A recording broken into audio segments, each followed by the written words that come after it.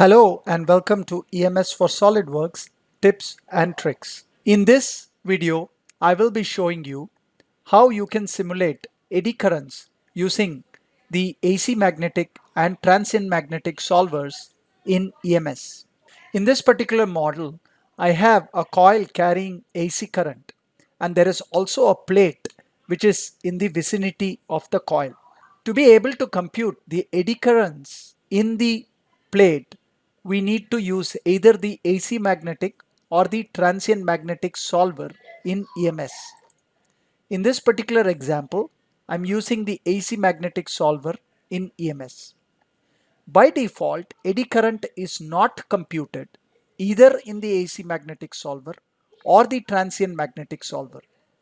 To compute the eddy current, you need to first right click on the material, which is a conductor, in this case the aluminum plate, and you have to right click and select turn on eddy currents. Right now I've selected already and hence I see turn off. So when I do turn off eddy currents, you're going to see that the eddy currents are turned off. So to turn it back on, you have to right click on the conductor and select turn on eddy currents. This will be the technique you will use for both AC magnetic as well as transient magnetic solver.